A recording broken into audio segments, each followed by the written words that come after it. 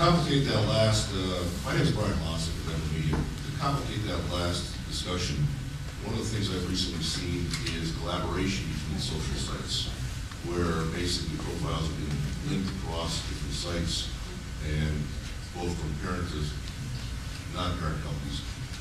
The idea is how to control that when that starts happening, where you no longer can control the members of your site, per se, because it wouldn't their data across it.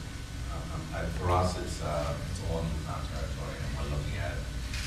We certainly, I think our first obligation is managing the environment that we have full control over. Our second obligation is really kind of trying to figure out what people are going to like, but we can write it after that. But we have the ability to I would say look up a site, dataportability.org. There's a news, kind of a news service where a lot of the mostly Silicon Valley companies are getting involved in. So you have Facebook, MySpace, Dig, and so forth that are getting involved in trying to figure out how can I take that data and make it portable.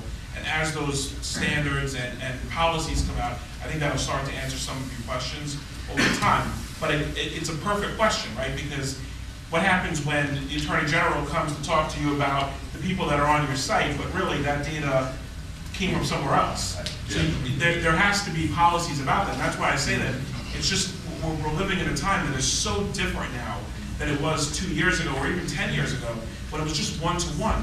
And so there definitely is going to be some policies around that coming out.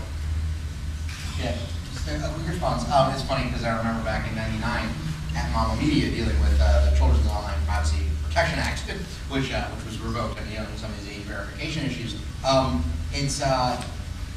think that the backlash against this, like from a legislative stance, is very dangerous. I know that there's some legislation that people were looking at that would disallow all social networking in the schools, which would effectively mean that students would never actually be taught how to use these tools correctly.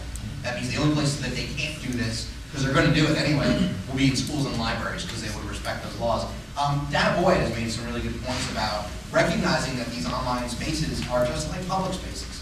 So what do we do about playgrounds? What do we do about parks? What do we do about the public?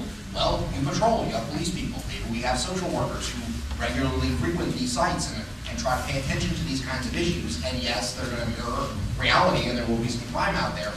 But the solutions that end up going in this black and white directions end up being counter to productive